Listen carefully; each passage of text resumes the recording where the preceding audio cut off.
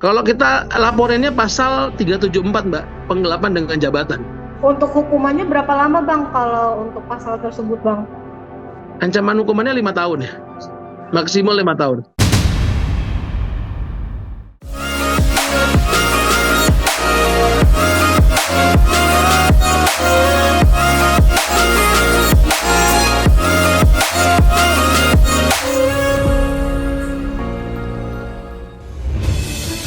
Halo Selebtubers, balik lagi nih bareng gue di channel kesayangan kita yang kekinian, terupdate dan terpercaya. Mengejutkan, suami Bunga Citra Lestari, Tiko Aryawardana, dilaporkan ke polisi terkait dugaan penggelapan dana sebesar 6,9 miliar.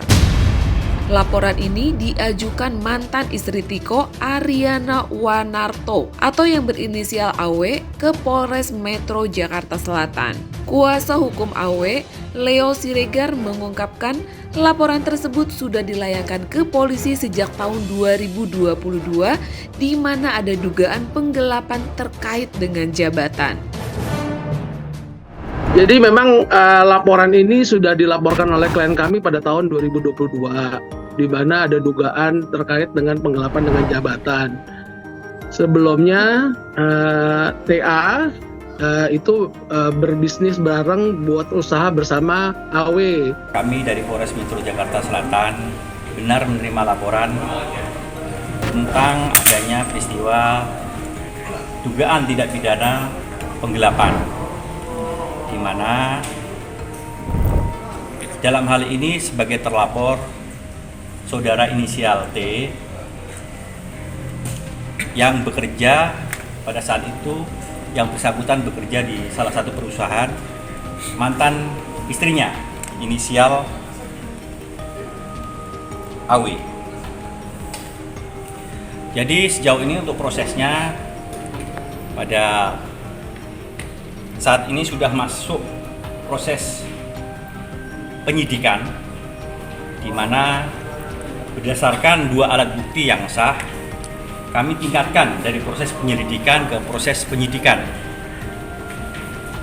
Adapun saksi yang sudah kami periksa sebanyak 5 orang saksi, ditambah juga kami mendapatkan hasil audit eksternal dari keuangan.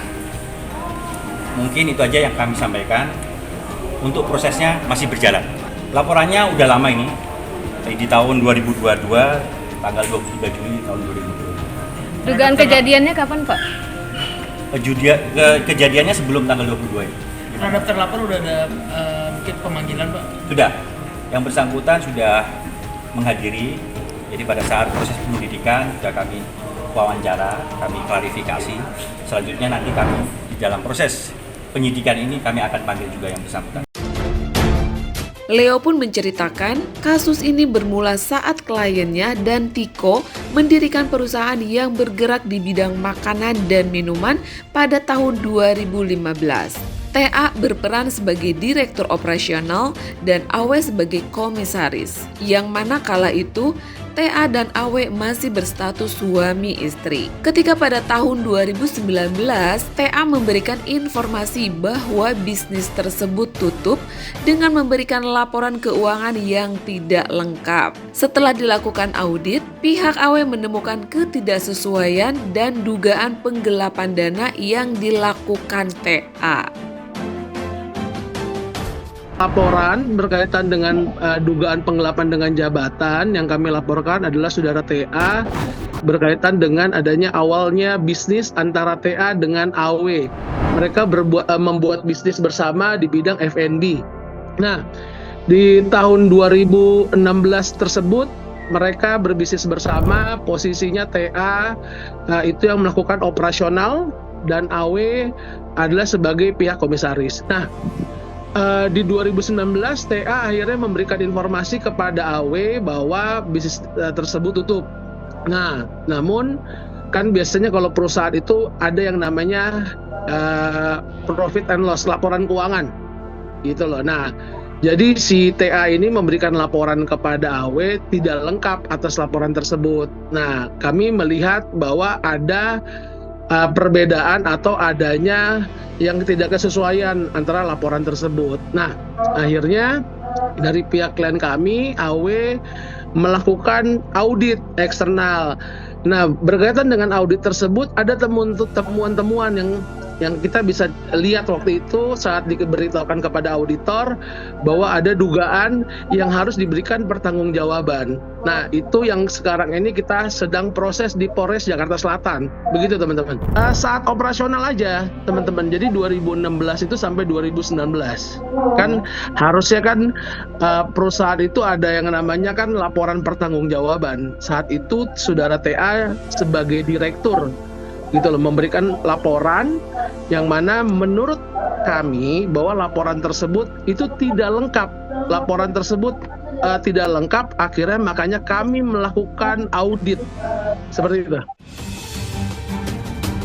Atas kasus ini, TA alias Tiko akan segera diperiksa sebagai saksi oleh pihak kepolisian karena kasus ini sudah naik sidik. Kuasa hukum AW juga menyebutkan TA alias Tiko kini terancam hukuman penjara selama 5 tahun. Kalau kita laporannya pasal 374 Mbak, penggelapan dengan jabatan. Untuk hukumannya berapa lama Bang kalau untuk pasal tersebut Bang? Ancaman hukumannya 5 tahun ya, maksimal 5 tahun. Apakah ada sanksi untuk ganti rugi Bang yang harus dibayarkan oleh TA sendiri Bang? Nggak ada ya, kalau berdasarkan hukum pidana sih nggak ada harus konsekuensi membayar, nggak ada. Setahu saya sanksinya adalah kurungan.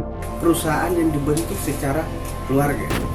Jadi ada satu PT namanya PT Arjuna, ya. Advaya Sanjaya ini ada 3 pemegang saham. 75% dikuasai oleh pelapor AW, 20% dikuasai oleh Bapak Tiko klien kita, dan 5% ayahanda dari AW. Jadi total 100%. Jadi investasi dalam bentuk usaha berbeda halnya dengan investasi kita di bank. Ya, kalau kita investasi di bank, uang kita kalau dalam bentuk deposito pasti akan bertambah karena ada bunga dan ini.